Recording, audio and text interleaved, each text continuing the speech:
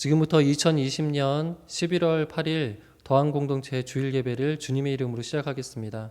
다 함께 사도신경으로 신앙 고백 드리겠습니다. 나는 전능하신 아버지 하나님 천지의 창조주를 믿습니다. 나는 그의 유일하신 아들 우리 주 예수 그리스도를 믿습니다. 그는 성령으로 잉태되어 동정녀 마리아에게서 나시고 본디오 빌라도에게 고난을 받아 십자가에 못 박혀 죽으시고 장사된 지 사흘 만에 죽은 자 가운데서 다시 살아나셨으며 하늘에 오르시어 전능하신 아버지 하나님 우편에 앉아 계시다가 거기로부터 살아있는 자와 죽은 자를 심판하러 오십니다. 나는 성령을 믿으며 거룩한 공교회와 성도의 교제와 죄를 용서받는 것과 몸의 부활과 영생을 믿습니다. 아멘.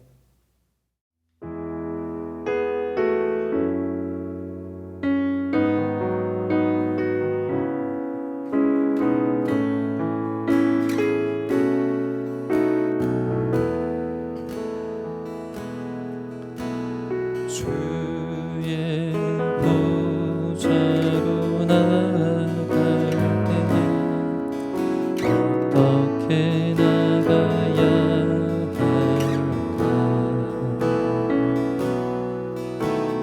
나를 구원한 주의 십자가 그것을 믿으며 가네.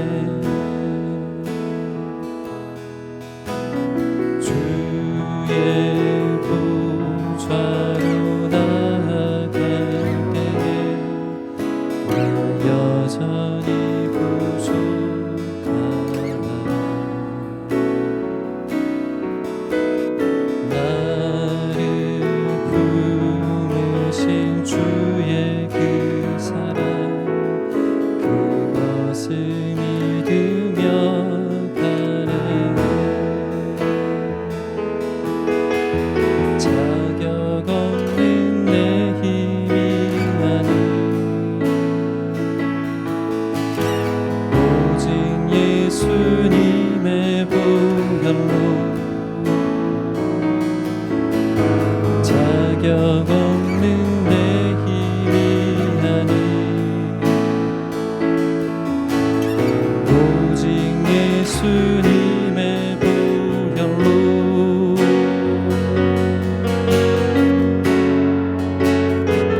십자가의 보혈 완전하신 사랑 힘입어 나아갑니다. 십자가의 보혈 완전하신 사랑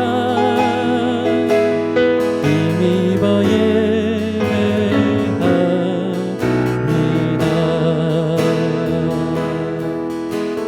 자격 없는 내 힘이 아닌 오직 예수님의 보혈로 자격 없는 내 힘이 아닌 오직 예수님의 보혈로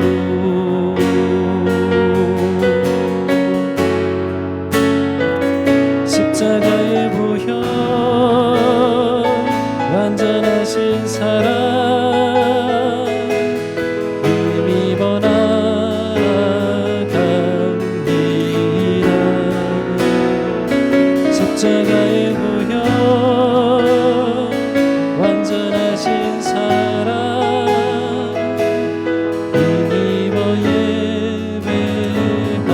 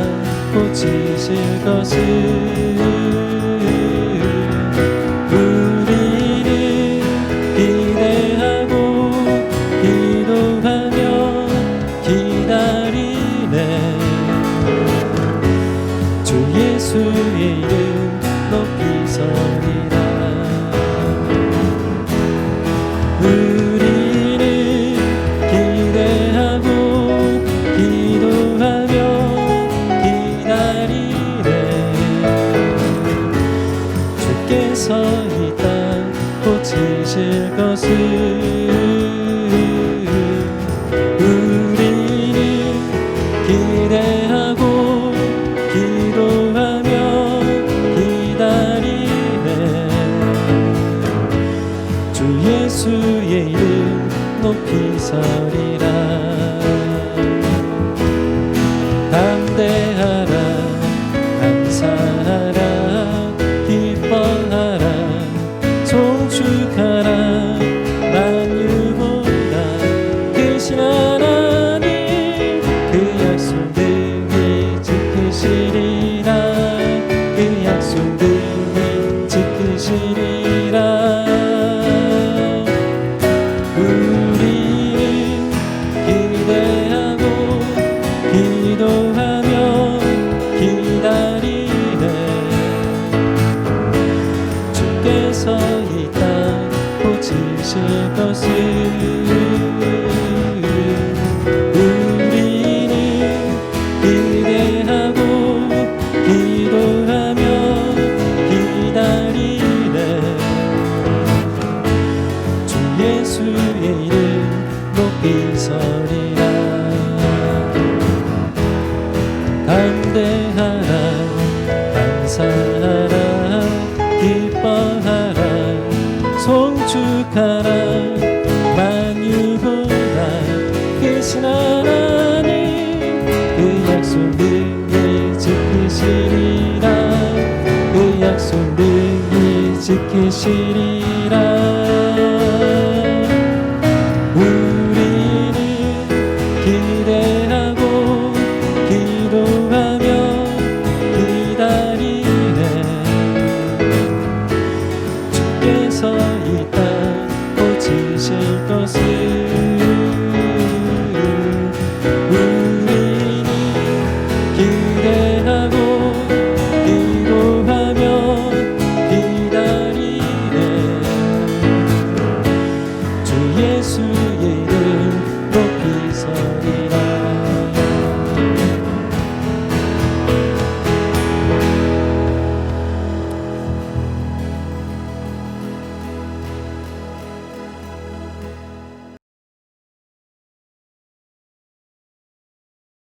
사랑이 많으신 하나님 아버지, 우리 교회 성도들의 건강을 지켜주심에 감사드립니다. 만나지 못하는 시간이 지속되고 있어 오히려 만남에 대한 기대와 그 시간에 대한 소중함을 되새길 수 있게 되는 것 같습니다. 앞으로 우리가 서로의 만남에 대한 기대감으로 만나 주님 안에 교제할 수 있기를 기대합니다. 하나님, 요즘 보이지 않는 곳에서 소외되고 힘든 사람들이 많이 있습니다. 아이들이 부모의 방임으로 인해 다치는 경우도 많이 있습니다. 그 아이들의 영혼을 위로해 주십시오. 코로나 사태로 홀로 있다 마음의 병이 생긴 사람들도 있습니다. 그들의 마음을 위로하여 주십시오. 하나님의 위로가 이 땅 가운데 있기를 소망합니다. 우리가 그런 소망함으로 주변에 위로가 될 수 있도록 도와주십시오. 살아계신 예수 그리스도 이름으로 기도드렸습니다. 아멘.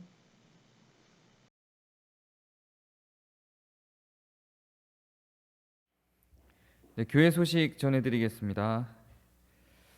네, 오늘 교회 소식이 좀 중요한 게 많아요. 다음 주가 인사총회라 잘 귀 기울여 들으시고 숙지해 주시면 좋을 것 같습니다. 네, 물론 아마도 그 사랑방통에서 한 번 더 공지가 되기는 할 텐데요. 다음 주, 그러니까 11월 15일 다음 주 예배는 11시에 줌으로 드립니다. 그러니까 이렇게 유튜브 영상으로 나가지 않아요. 이렇게 영상으로 나가는 온라인 예배가 아니라 교회 성도들에게 링크가 다 보내져서 사랑방을 통해서 이제 링크가 교회 성도 모든 분들에게 다 갈 겁니다. 그래서 줌으로 예배를 진행하게 될 겁니다. 다음 주 한 주만 그렇게 하는 거예요. 11월 15일이요. 그러니까 그동안은 뭐 10시 30분에 저희가 그 링크를 열어도 그 이후에도 이 링크를 통해서 유튜브를 통해서 예배를 드릴 수 있었기 때문에 아마 주일 시간을 좀 어떤 분은 10시 반에 어떤 분은 11시에 이렇게 자유롭게 활용해서 예배를 했을 거예요. 근데 이번 주에는 그렇게 하시지 말고 11시에 딱 시간을 비워 두시고 줌 링크 타고 들어와서 참여를 해 주셔서 그러면 이제 화면으로 성도들을 다 볼 수 있게 되니까요. 네, 그렇게 예배를 참여해 주시기 바랍니다. 그리고 그 예배가 오래 지속되지 않을 거예요. 좀 다른 때보다 좀 짧게 예배가 정리가 되고 바로 인사총회로 진행되게 될 겁니다. 그래서 예배가 빨리 진행이 되고 바로 인사총회로 들어갈 겁니다. 그러니까 줌을 통해서 인사총회로 바로 넘어가게 될 테니까요. 네, 같이 좀 시간을 길게 한 2시간 정도는 비워 두시는 게 좋을 것 같아요. 그리고 인사총회 때는 그동안은 저희가 인사총회 때 늘 그 한 해에 목회 보고 운영이 보고 교육이 보고 재정팀 보고를 다 받았었는데요. 미리 이번 주에 미리 카페에 모든 자료들이 올라갈 겁니다. 그래서 그거를 읽어보시고요. 줌으로 하다 보니까 이게 마냥 계속 길어질 수가 없거든요. 평소에 저희가 총회를 하면 보통 한 3시간에서 길어질 때 한 4시간까지도 갔는데 가능하면 줌으로 그렇게 오래 하면 되게 피로도가 높아서 빨리 끝내려고 그럽니다. 그러니까 가능하면 2시간 안에 예배 포함해서 끝내려고 하니까 자료들을 먼저 카페에서 보시고요. 그리고 줌으로는 질의응답 및 기타 의견들만 받도록 하겠습니다. 그러니까 그 보고 자체는 줌 모임에서 이번 인사총회 때는 이루어지지 않습니다. 미리 카페에 올라가 있는 자료들을 확인하고 들어오셔야 합니다. 그리고 나서 줌으로 진행하는 그 내용은 이제 투표를 해야 되는 내용만 줌으로 진행을 할 거예요. 그래서 이번에는 운영위원장, 또 운영위원, 그리고 신임 집사, 집사 재신임, 그리고 장로님이 이번에 재신임 텀이거든요. 그러니까 이번에 재신임을 하시고 나면 이제 1년 후가 그 임기가 끝나시는 이제 은퇴하시게 되는 거죠. 그래서 그렇게까지가 이번에 이제 투표 인사총회를 통해서 저희가 해야 될 내용들입니다. 잘 숙지해 주시고 그 명단 자체는 주보에 동봉이 되어 있습니다. 네, 가능하면 좀 모두들 봤으면 좋겠어요. 저희가 100명까지는 볼 수 있으니까요. 모두 봤으면 좋겠고 투표하실 때 조금 조심해 주셔야 될 게 저희가 이제 구글 투표로 투표를 진행할 건데 이거를 막 이 사람 뽑고 싶다고 막 2번, 3번 투표를 하시면 인원을 초과하면 이게 인원하고 투표수가 안 맞아 버리면 재투표를 해야 돼요. 시간도 되게 길어지니까 정확하게 양심적으로 한 번만 딱 그리고 좀 여러 번 막 이게 눌렀나? 그리고 막 다시 한번 누르고 이러지 마시고 처음에 누르실 때 신경을 써서 정확하게 한번 딱 해주시면 좋을 것 같아요. 그리고 저희가 지난달부터 그 용현동 그 라면 형제 그 화재 사건의 후원금을 모금을 했었습니다. 그래서 198만 원이 모금이 되었고요. 그 처음에는 후원단체를 거쳐서 후원단체에다가 후원을 하고 그 후원단체가 전달해 주도록 하려고 했는데 후원단체들이 이미 그 후원단체들은 주로 이제 집이 불탔기 때문에 집을 다시 짓기 위한 모금을 많이 했어요. 근데 그 이미 뭐 한 3억 이상이 모금이 됐다고 하더라고요. 그래서 저희는 병원으로 전화를 해서 그 입원해 있는 병원으로 직접 그 돈을 전달을 했고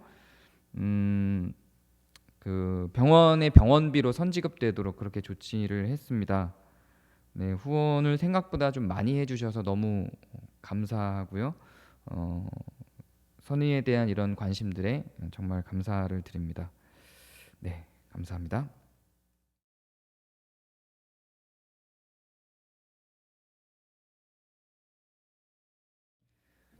네, 오늘 하나님의 말씀 갈라디아서 6장 12절부터 15절까지입니다.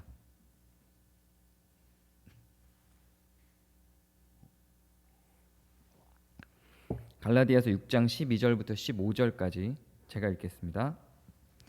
무릇 육체의 모양을 내려하는 자들이 억지로 너희에게 할례를 받게 함은 그들이 그리스도의 십자가로 말미암아 박해를 면하려 함뿐이라. 할례를 받은 그들이라도 스스로 율법을 지키지 아니하고 너희에게 할례를 받게 하려 하는 것은 그들이 너희의 육체로 자랑하려 함이라. 그러나 내게는 우리 주 예수 그리스도의 십자가 외에 결코 자랑할 것이 없으니 그리스도로 말미암아 세상이 나를 대하여 십자가에 못 박히고 내가 또한 세상에 대하여 그러하니라. 할례나 무할례가 아무것도 아니로되 오직 새로 지으심을 받는 것만이 중요하니라. 아멘. 그 초대교회 당시의 교회 안에서 모든 성도들이 할례를 받아야 된다, 이렇게 할례를 주장하는 사람들이 등장을 했습니다. 그런데 잘 생각해 보면 구약에서 바로 신약으로 넘어간 시점이었죠. 그러니까 할례는 구약의 성경에 율법으로 기록이 되어 있는 하나님의 명령이었습니다. 그러니까 할례를 받아야 된다라고 주장하는 게 그 당시 거기에 모여 있던 사람들에게는 훨씬 더 자연스러운 일이었을 겁니다. 그러겠죠? 그러니까 받아들이는 사람들도 구약 성경에 있으니 더 당연하고 자연스럽게 받아들였을 거예요. 근데 문제는 뭐냐면 그 할례를 받은 자와 안 받은 자를 구분해서 할례를 받은 자들이 교만해지고 그 할례를 받은 자들이 받지 않은 자들을 판단하고 재단하는 일들이 생긴 겁니다. 거기에 대해서 바울이 뭐라 그러냐면 할례나 무할례가 아무것도 아니로돼 이래요. 아무것도 아니래요. 구약에 분명히 기록이 되어 있는 기록인데요, 율법인데 이 바울이 아무것도 아니라고 선언을 해버립니다. 그리고 새로 지음받은 것, 새로 지음받는 것이 중요하다. 할례나 무할례는 아무것도 아니고 새로 지음받는 것이 중요하다, 이렇게 이야기합니다. 그러면서 그 할례나 무할례에 대해서 단지 육체의 모양일 뿐이다 그래요. 할례나 무할례는 육체의 모양일 뿐이니 이거는 중요하지 않다. 그러면서 새로 지음받는 것이 중요하다고 했는데 그 앞에 그 새로 지음받는 것에 대해서 어떻게 설명하냐면 그리스도로 말미암아 새로 태어난 것을 안내합니다. 그리스도의 십자가를 통해서 우리가 새롭게 된 것에 대해서 이야기를 하는 거죠. 우리는 이런 구분을 하는 어떤 육체의 모양에 현혹되기가 매우 쉽습니다. 그런데 그러한 현혹, 육체의 모양이라고 불릴 만한 할례나 무할례와 같은 그런 현혹인지 우리는 모르고 그 육체의 모양 안에 그것을 진리로 생각하고 머무를 때가 사실 굉장히 많습니다. 육체의 모양은 눈으로 확실하게 구분되기 때문에 타자와 나, 그 모양을 한 사람과 그 모양을 하지 않은 사람을 확연하게 구분해서 선을 가를 수 있게 도와주죠. 할례를 받은 것과 안 받은 것은 분명한 구분이 되죠. 정확한 구분점이 있습니다. 그래서 그렇게 구분이 되게 하는 어떤 선을 육체의 모양이 그어줍니다. 다른 건 뭐가 있을까요? 육체의 모양이라고 할 만한 것들은 피부 색깔도 그럴 거고요, 옷 입은 모양도 그럴 겁니다. 잘 입은 옷과 그리고 잘생긴 것과 흉악하게 생긴 것, 사람마다 기준은 다르겠지만 그런 어떤 육체의 모양으로 재단하는 요소들이 우리 안에 많이 있죠. 진짜 육체의 모양이라고 표현했지만 정말로 겉모양만이 아니라 다른 것들도 육체의 모양 가운데 어떤 기준이 될 수 있겠죠. 남자와 여자, 부자와 가난한 자, 어떤 형태로든지 육체의 모양이라 할 만한 것들이 우리 안에 판단의 잣대로 들어올 수 있을 겁니다. 근데 이렇게 그냥 선과 악의 기준으로 분별할 수 있을 만한 수준의 육체의 모양이 아니라 좀 구분하기 어려운 육체의 모양들도 있어요. 우리가 그동안 배워왔던 소위 경건의 모양이라고 하는 것, 내면은 깨끗하지 않은데 외적으로만 남을 도와주는 구제의 일을 하고 그것에 대한 대가를 반드시 받으려고 시도하는 어떤 행위들, 이런 것들도 오늘 바울이 이야기하고 있는 육체의 모양 혹은 할례의 범위 안에 들어갈 것입니다. 왜냐하면 그 할례라고 하는 것이 이들에게 있어서는 어떤 구원의 조건이나 의로움의 상징으로 표현됐을 것이기 때문에 단지 겉모양만이 아니라 어떤 내면을 대신해 줄 것 같은 육체의 모양인 거죠. 선한 사람일 것처럼 보이는 육체의 모양을 모두 포함해서 하고 있는 말입니다.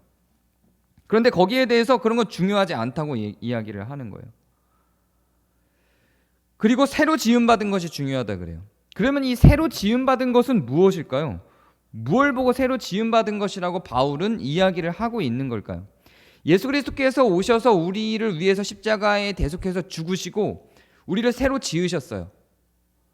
그리고 육체의 모양은 예수님께서 우리를 위해서 새로 죽으신, 우리의 새로 지음받은 것들을 위해서 죽으신 그것이 아니라고 구분을 시키는 거죠. 바울은 그리스도께서 대신 죽으셔서 우리를 새로 태어나게 한 것과 육체의 모양은 서로 다른 거다라고 지금 구분을 시키고 있는 거예요. 그럼 육체의 모양은 뭔지 대충 알겠는데 새로 지음받은 거라는 건 과연 뭘까요? 뭐 영혼일까요?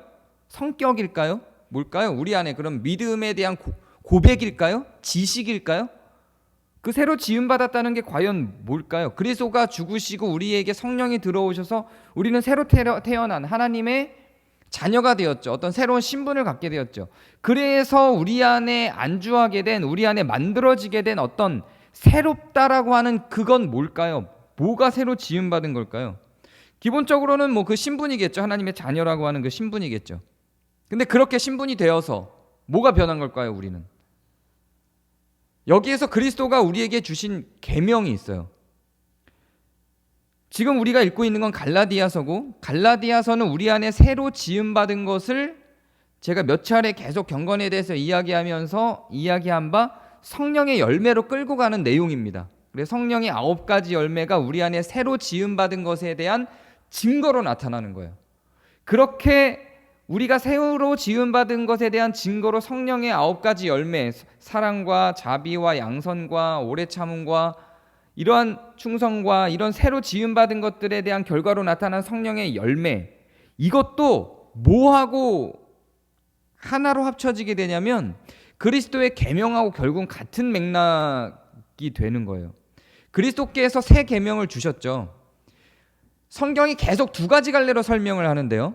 우리 안에 있는 그리스도의 말씀이 우리를 새롭게 만들어서 새로운 생명으로서 새로운 존재로 살게 하셨다라고 하는 내용이 계속 나오고요. 우리 안에 있는 성령이 우리를 새롭게 살게 해서 새로운 인생을, 새로운 삶을 살게 하셨다라는 게 계속 나와요. 제가 1년 동안 계속 경건에 대해서 이야기하면서도 경건을 만들어내는 그 힘이 어디서 나오냐면 우리 안에 있는 그리스도, 즉 그리스도의 말씀이 그것들을 만들어낸다는 표현들과 본문도 계속 있었고요. 우리 안에 그리스도의 죽으심으로 말미암아 있게 된 성령의 활동으로 말미암아 우리 안에 있는 선한 양심이 역동해서 나타나는 삶의 현장으로 나타나는 그 성령의 활동이라고도 했죠. 이 2개가 계속 다른 표현으로 나오지만 이게 결국은 하나라고 했단 말이에요. 그리스도께서 우리 마음에 심겨주신 그리스도의 말씀, 그리스도의 계명, 즉 계명 자체이자 말씀 자체이신 그리스도가 우리 안에 심겨져 있는 것과 성령이 우리 안에 내주하신다라는 것은 표현이 다르지만 같은 이야기인 겁니다. 이거는 그리스도도 계시고 성령도 계시다가 아니라 두 분이 같으신 분이죠. 삼위일체 하나님이시죠. 그분이 그냥 우리 안에 계시다는 것이 어떤 사역적 의미의 표현으로 그렇게 나타나는 거예요. 우리가 새로 지음받았다라고 하는 건 우리 안에 그리스도가 살아간다는 거예요. 우리 안에 성령이 살아간다는 거죠. 성령이 살아간다는 것이 증거로 나타나는 게 성령의 9가지 열매고, 그리스도가 살아간다는 게 증거로 나타나는 게 그리스도의 세 계명이 우리 삶을 통해서 나타나느냐 하는 것이었죠. 그래서 성령이 우리 안에서 나타나는 성령의 9가지 열매의 그 성품, 사랑과 자비와 양선과 오래 참음과 충성과 온유와 이 성품들로 살아가는 것과 그리스도께서 말씀이 되어 우리 가운데 심어주신 그 계명, 하나님을 사랑하고 이웃을, 형제를 사랑하는 것, 이웃을 내 몸과 같이 사랑하는 그 세 계명대로 살아가는 게 같은 이야기인 것이라는 겁니다. 어떻게 살아가든 만나는 지점이 같고 목표 지점이 같은 거예요. 우리의 존재가 하나님의 자녀다운 존재로, 의의를 성취하여 하나님을 만날 수 있는 존재로 바꾸는 방법을 한쪽에선 성령의 열매를 통하여, 한쪽에선 그리스도의 세 계명을 통하여 설명했지만 이건 결국 같은 결과를 만들어내는 겁니다. 그렇게 성령의 9가지 열매로 살아가는 것도 이웃 사랑을 하게 되는 것이고요. 이웃을 사랑하면 성령의 9가지 열매가 반드시 드러날 수밖에 없는 구조로 간다는 이야기입니다. 그렇게 우리는 새로운 존재로 지음을 받는 거예요. 자, 그런데 한번 잘 생각해 보시죠. 그리스도께서 세 계명을 주셨잖아요. 그 세 계명이 뭐죠? 하나님을 사랑하고 이웃을 사랑하는 거. 이게 계명인가요? 보통 여러분이 내 인생의 10계명 이런 거 하잖아요. 그럼 어떻게 이야기를 하죠? 계명이라고 하면 그게 뭐죠? 보통 여러분들이 회사를 잘 적응하기 위한, 고3을 잘 지나가기 위한, 뭐 내 인생의 10계명 하면 뭘 써요? 굉장히 구체적으로 지킬 수 있는 걸 쓰죠. 사랑하는 것 이렇게 쓰지는 않아요. 근데 그리스도께서 계명을 준다고 했는데 사랑하는 것을 줬어요. 10계명을 한번 생각해 보시면 되겠죠. 10계명은 매우 구체적이죠. 거짓말하지 않는 거예요. 살인하지 않는 거죠. 도둑질하지 않는 거예요. 부모를 공경하는 거죠. 우상에 절하지 않는 거예요. 매우 명료하고 구체적이죠. 그런데 사랑하는 것 이렇게 하면 추상적이죠. 보통은 계명을 이렇게 이야기하지 않죠. 이게 그리스도가 매우 중요한 것을 계명이라고 하는 말을 사용해서 매우 중요한 걸 전환시켜 버렸어요. 어떻게 된 전환인지를 이제 설명을 드리도록 할게요. 이런 말이 있죠. 우리 교회에서도 많이, 새가족 교육에서도 많이 사용되는 내용인데요. 본질에는 일치를, 비본질에는 자유를, 모든 것의 사랑을. 이것을 어거스틴이 말했다고들 알려졌는데 사실상 어거스틴이 처음에 한 말은 아니에요. 어거스틴은 인간론이라고 하는, 어거스틴의 인간론이라고 하는 책이 있고, 그 어거스틴의 인간론이라는 책을 보면 이런 문장이 있지는 않고요. 인간론이란 책 전체 내용에 이런 내용들이 들어가요. 인간이 어떻게 살아야 될 것인가를 서술하면서 본질적인 것에는 우리가 성도로서, 하나님의 자녀된 사람으로서, 인간으로서 본질적인 것에는 일치를 보여야 한다. 그러면서 그 본질에다 제안한 게 하나님 사랑과 이웃 사랑이에요. 그래서 본질적인 것에는 우리가 일치를 보여야 한다. 그러니까 이웃을 사랑하고 하나님을 사랑하는 것에는 일치를 보여야 한다라고 이야기를 한 거죠. 그리고 근데 본질적이지 않은 것들도 많이 있다. 그러면서 이런 서술을, 인간론이란 책에서 이런 전체적인 서술을 한 거예요. 그리고 그 비본질적인 것들에 대해서는 우리가 성도로서 같이 만들어내야 될 본질이 아닌 비본질적인 것에 대해서는, 각자의 생활 가운데 있는 것에 대해서는 서로 각자의 삶이 있다라고 하는 서술을 해요. 굉장히 두꺼운 책이고 그 두꺼운 책에 전체에 걸쳐서 이런 이야기를 계속하는 거예요. 그리고 결국 우리가 이뤄내는 그 모든 것은 사랑이다, 이런 결론을 내리는 책이죠. 근데 이 책을 주석하는 안토니오 드 도미니스라고 하는 신부님이에요. 이 신부가 16세기 신부인데요. 이 16세기 당시에 이 신부가 어거스틴의 인간론을 주석하면서 이 말을 한 겁니다. 처음으로. 본질에는 일치를, 비본질에는 자유를, 모든 것에 사랑을 이라고 하며 어거스틴의 인간론을 요약해서 한 문장으로 만들어버린 거죠. 그것을 루퍼투스 멜데니우스라고 하는 목사님이 재인용을 해서 자기 책에 쓰면서, 사람들은 전부 다 이 루퍼투스 멜데니우스라는 사람이 이 말을 한 것으로 인식을 하게 됐어요. 그렇게 소문이 난 거죠. 그래서 혹시 인터넷을 찾아보시면은 어거스틴이 말했다, 멜데니우스가 말했다, 도미니스가 말했다. 천주교 학자들은 다 도미니스가 말했다 그러고요. 개신교 학자들은 다 멜데니우스가 말했다고 하고, 또 어떤 사람은 조금 아는 사람들은 어거스틴이 말했다고 하는데, 사실상 누가 먼저 말했냐 그러면 문장 자체는 도미니스가 말한 게 맞고요. 천주교 신부인. 그리고 그 내용은 어거스틴이라는 사람이 말한 게 맞아요. 어쨌든 지금 이 내용이 오늘 본문의 매우 중요한 이야기입니다. 본질을 추구해야 된다는 거죠. 본질에는 일치를 보이고 비본질에 신경 쓰지 말자는 거예요. 비본질에는 자유를 주자는 거예요. 그게 이 주장을 했던 사람들의 주장이었고, 오늘 우리가 본문에 나온 갈라디아서 6장에 나온 내용에서도 바울이 이 주장을 하는 거예요. 할례나 무할례나 아무것도 아니다. 비본질은 아무것도 아니라는 거죠. 오직 새로 지으심 받은 그 본질, 이웃을 사랑하고 하나님을 사랑하고 성령의 열매를 맺는 그 본질적인 내용이 중요하다라고 이야기를 하는 겁니다. 그리스도께서 우리에게 새 계명을 주셨어요. 계명은 원래 구체적인 거죠. 오히려 계명은 어떤 측면에서는 좀 비본질에 속하는 것들이에요. 내 부모를 공경하라라는 게 늘 언제나 존재하는 본질인가요? 그렇지 않아요. 부모가 악독한 사람이면 어떡할 거예요? 도둑질해와 사람 죽여 이렇게 시키면 어떡할 거죠? 반드시 그것들이 적용되는 건 아니에요. 계명이라고 하는 건 매우 그 본질을 이해시키기 위해서 구체화된 어떤 명령들이죠. 그래서 구약에는 율법들이 하나하나 지금도 선하지는 않아요. 돼지고기 먹지 말라는 거 어떡할 거예요? 지금도 그게 선하게 유지되지는 않죠. 구약에 있는 율법들이. 그러나 그때는 그것이 선했던 거죠. 그 비본질적인 것들이에요. 그걸 통해서 무엇인가 어떤 본질을 이루고자 했던 내용이었던 거죠. 그때의 그 율법들이. 근데 그리스도께서 주신 새 계명을 보면 그거 자체가 그냥 본질이에요. 사랑하라 하잖아요. 이걸 어떻게 행동화시킬 거예요? 그게 이제 비본질이겠죠. 어떻게 그것을 행동으로 만들어낼 것이냐가 이제 비본질의 껍데기일 텐데, 그 안에는 사랑이 있는 거예요. 이웃사랑과 하나님 사랑이 일단 본질적으로 있는 거죠. 새 계명이. 그래서 계명이라고 하는 말 자체가 비본질적인 요소를 갖고 있음에도 불구하고 그리스도가 그것을 이게 새 계명이야라고 언급하면서 본질을 빵 하고 띄워준 거죠. 뭔가를 역전시켜 놓으신 거예요. 자꾸 비본질에만 관심을 갖는 사람들에게 본질을 거기다가 넣어 주신 거죠. 결국은 우리는 이 비본질의 연쇄작용 속에서 계속 비본질에만 신경 쓰고 살아가는, 오늘 우리가 읽은 이 갈라디아서에서 바울이 욕하고 있는 할례에 대해서 주장하는 사람과 같은 실수를 사실 우리는 계속 반복해서 범하죠. 끊임없이 범해요. 우리는 비본질에서 눈을 뗄 수 없어요. 근데 그걸 뭐라고 하기도 매우 힘들어요. 이런 비본질에 관련된, 이 비본질의 육체의 모양에 관련된 이런 규약들은 시대마다 계속 바뀌어요, 사실. 그런데 그걸 바꾸는 게 어려워요. 쉽지 않은 일이에요. 한번 이때의 유대인들의 입장에서 한번 생각해 보세요. 성경에 기록이 돼 있어요, 할례하라고. 근데 어디서 예수라는 사람이 뚝 나타나서 더 중요한 게 있어 이렇게 얘기를 하는 거죠. 근데 바울이라는 사람은 나타나서 더 중요하지 한 게 있을 뿐만 아니라 그 무의미해, 아무것도 아니야 이렇게까지 얘기를 해버리는 거예요. 할례 그 아무것도 아니야, 해도 되고 안 해도 돼 이렇게. 오히려 그걸 하는 게 다른 사람한테 폭력을 가하는 거라면 그거 안 하는 게 나아 이렇게 얘기를 해버리는 거죠. 더 본질적인 게 있어 이러니까 혼돈이 와요. 성경에 보면은 할례를 하라고 돼 있거든요. 그러니까 이 시대 사람들에게 있어서는 할례를 하는 말에 순종하는 게 더 맞아 보이는 게 납득이 되죠. 지금 우리들에게도 이런 건 계속 있어요. 비본질은 끊임없이 본질을 담기 위해서 시대와 문화에 따라서 연쇄돼요. 계속해서 연쇄되는 거예요. 모양은, 본질을 담는 모양은 계속 변하죠.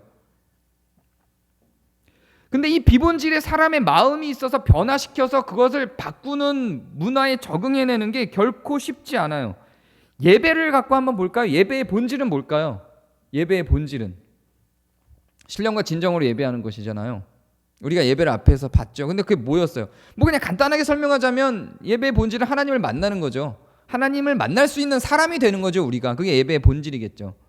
하나님을 만나는 장이 되겠죠.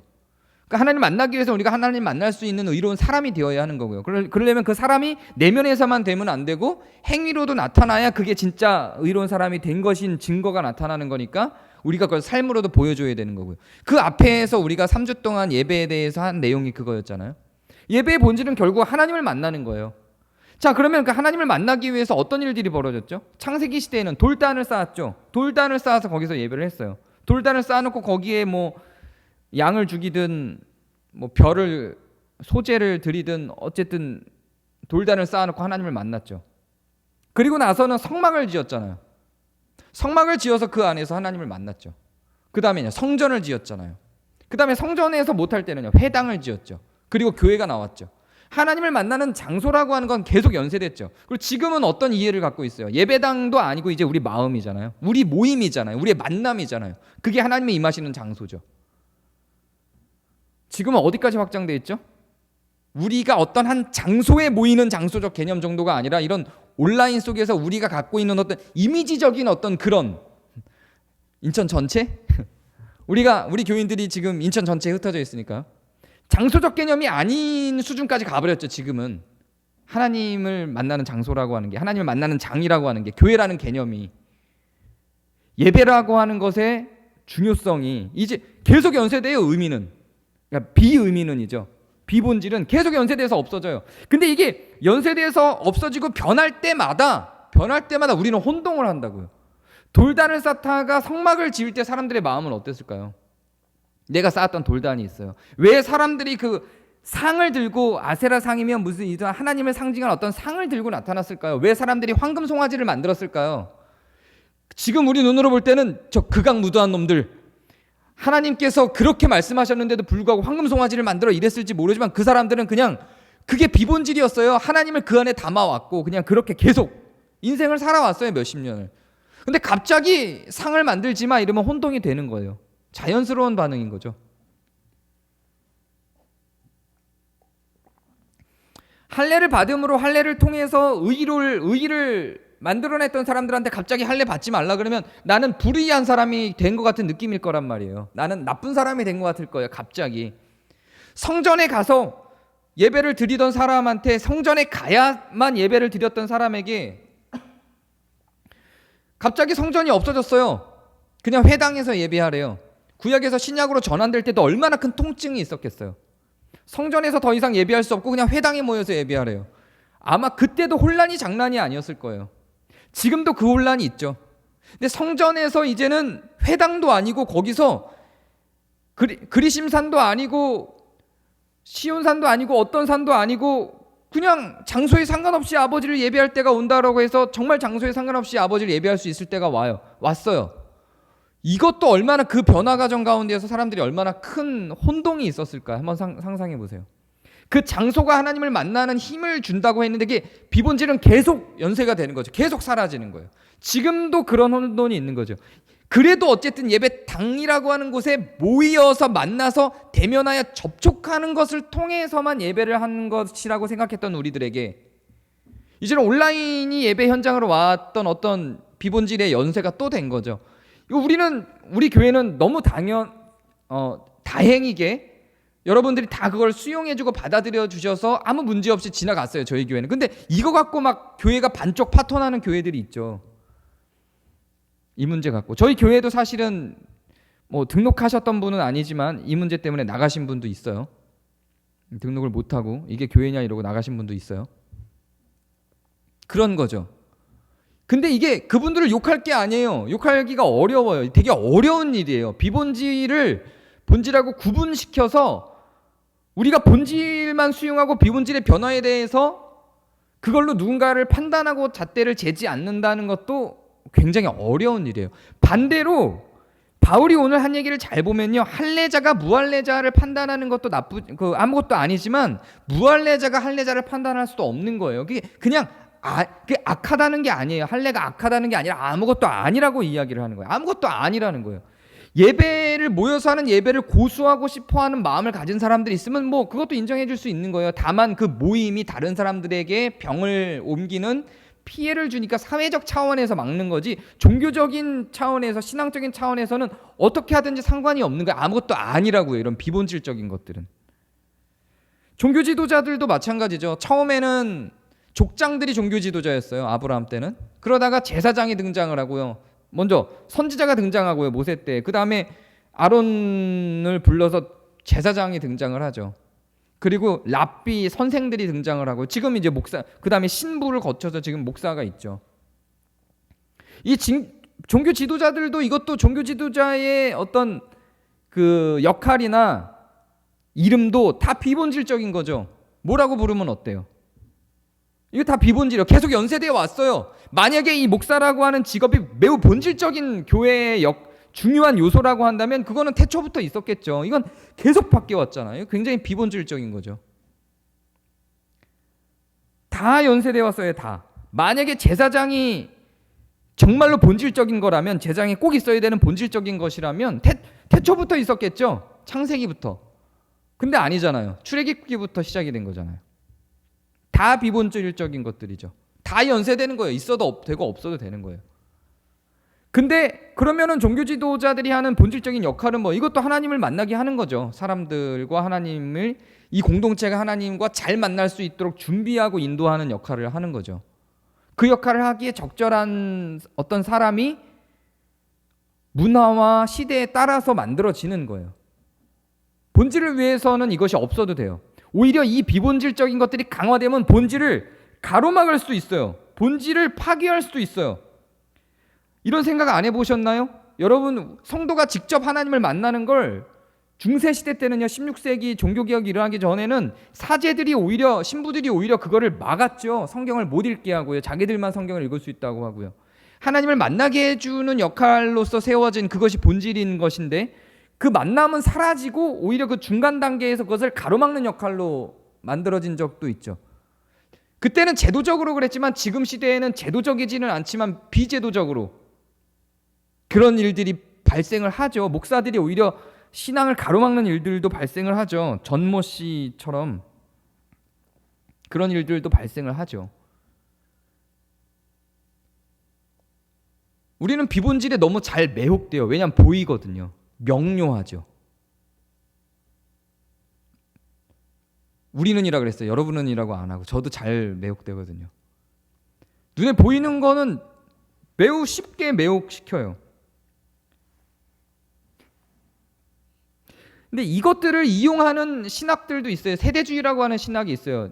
헷갈리지 않게 하기 위해서 설명을 한번 드리는 거예요. 세대주의라고 하는 신학은 성경 전체의 맥을 7개의 단계로 나눠요. 그래서 구원의 방법이 7개의 단계로 변한다고 봐요.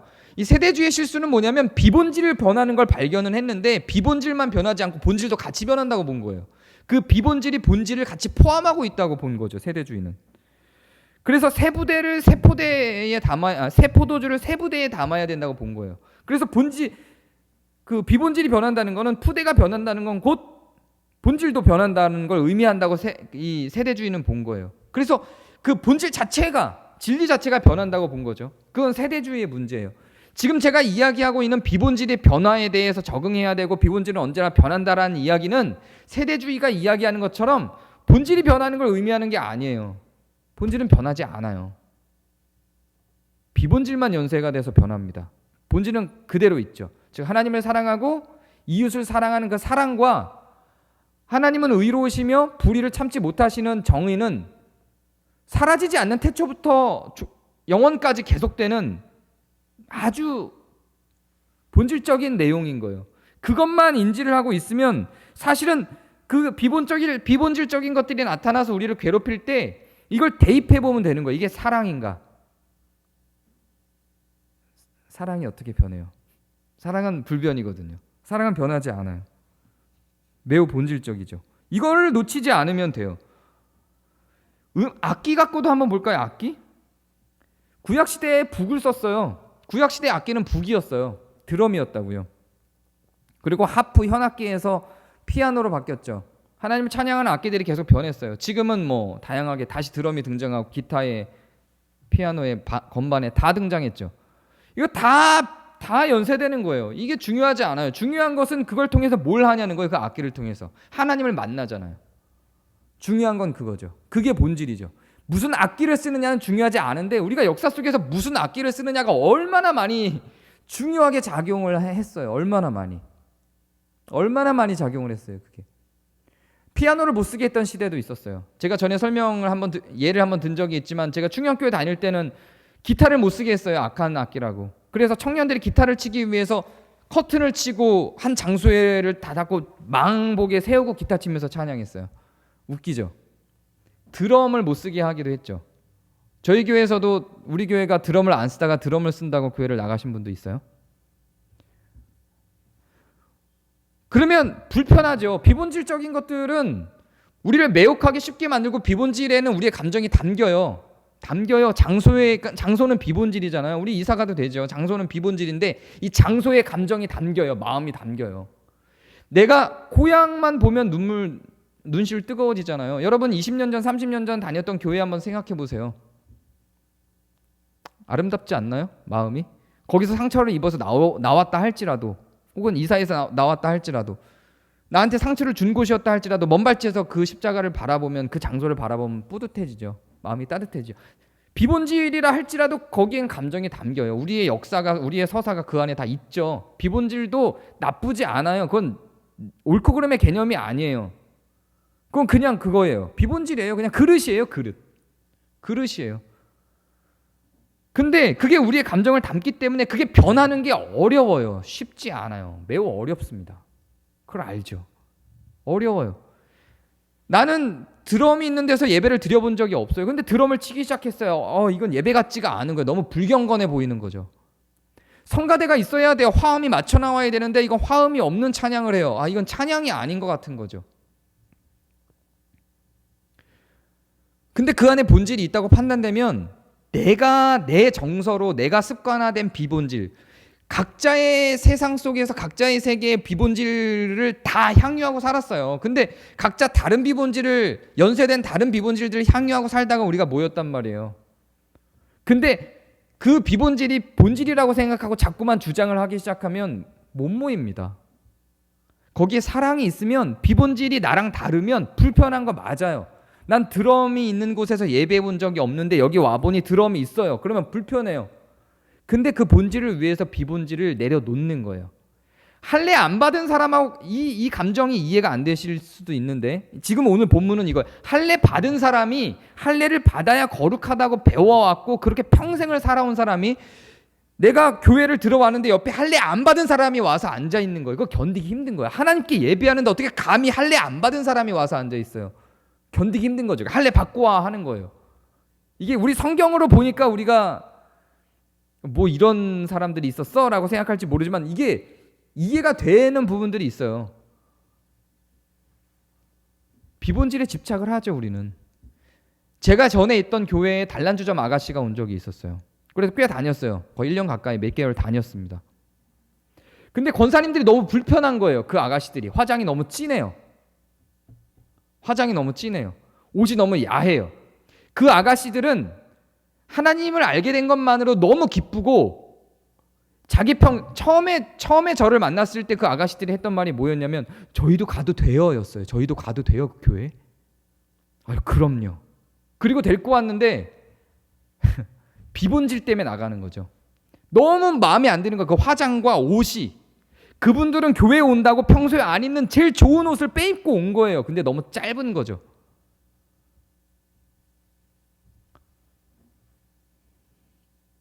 그렇게 우리는 중요하지 않은 것들, 본질적이지 않은 것들 때문에 물론 이제 분위기 파악을 하겠죠. 이제 교회를 계속 다니다 보면 이런 감각이 좀 부족했던 거죠. 그 아가씨들이 다들 긴 치마를 입는구나. 근데 또 짧으면 또 어때요? 그 아가씨들한테는 그건 중요하지 않았던 거예요. 사랑은요 비본질의 잣대로 판단되지 않아요. 고민을 해봐야 돼요. 내가 제 치마 짧다고 욕할 때 사랑에서 나온 건가?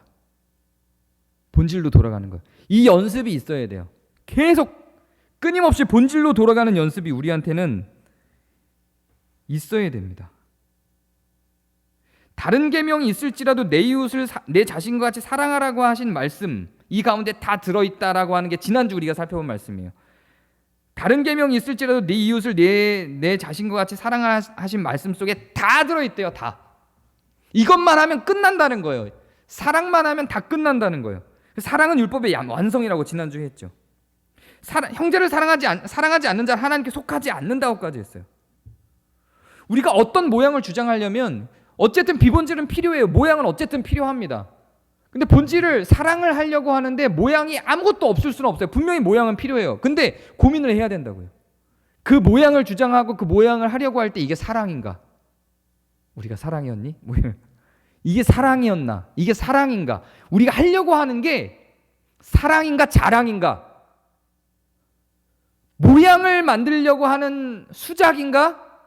사랑을 하려는 것인가? 곰곰이 생각해 봐야 될 내용들입니다. 그게 고민하셔야 되고 이것이 없으면 교회는 세상에서도 우리 안에서도 아무 의미가 없어요. 사랑이 없으면 고린도전서가 그 얘기를 하는 거예요. 사랑이 없으면 다 아무짝에도 쓸모없어요. 이게 본질이에요. 고민하는 교회가 됐으면 좋겠습니다. 그리고 여러분이 고민하는 성도가 됐으면 좋겠습니다. 무엇을 위해서? 사랑을 위해서. 그래서 우리를 괴롭게 하는 것이 좀 더 본질적인 것 때문이었으면 좋겠어요. 육체의 모양 때문에 비본질적인 것들 때문에 우리가 싸우고 고민하고 아파하고 에너지를 소모하지 않기를 바랍니다. 서로 사랑하기 위해서 오늘 조금 더 달려가는 성도 여러분, 더한공동체 교회가 되기를 바랍니다. 제가 기도하겠습니다. 은혜 하나님, 참으로 우리는 육체의 모양에 많이 집착을 하고 그 육체의 모양에 익숙해져 있는 우리의 삶의 모습들을 봅니다. 조금 더 본질적인 것들에 새로 지음받은 것에 정말로 영원히 불변하는 것에 더 마음 깊은 것을 담아내고 살아낼 수 있도록 그래서 그리스도의 십자가가 무의미해지지 않을 수 있도록 주님 인도해 주시옵소서. 그리스도께 우리의 마음을 맡깁니다. 예수 그리스도의 이름으로 기도합니다. 아멘.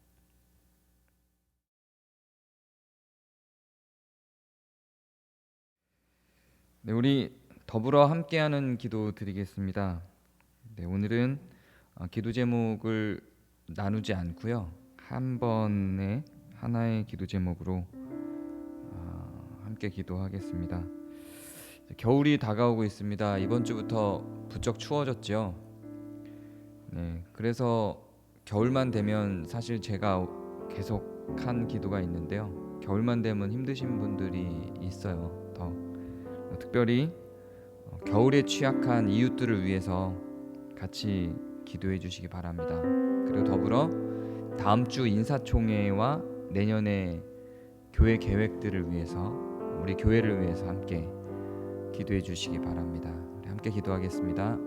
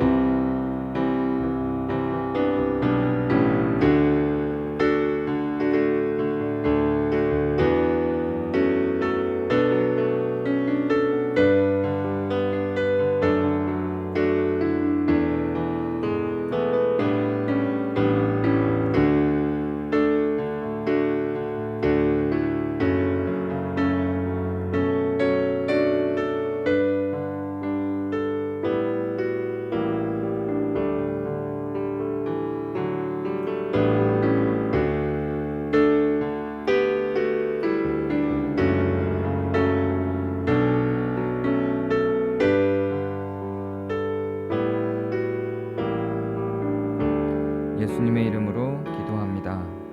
아멘.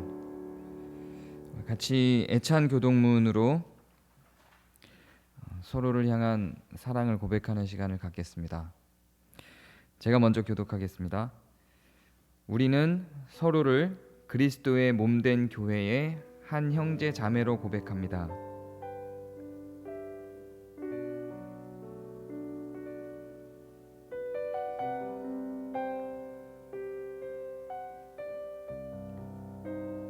우리는 우리 자신의 일만 돌보지 아니하고 서로를 돌아보며 서로의 짐을 지어주고 서로를 기쁨으로 도와줄 것입니다.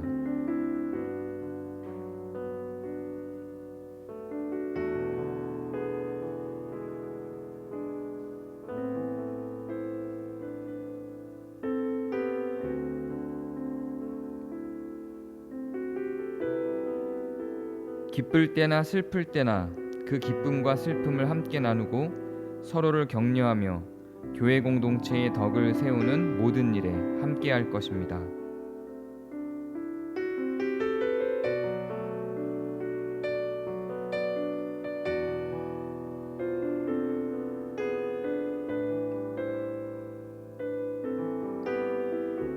우리는 또한 우리에게 베푸신 하나님의 풍성한 사랑을 우리의 이웃과 더불어 나눔으로 하나님께 영광을 돌릴 것입니다. 같이 읽습니다.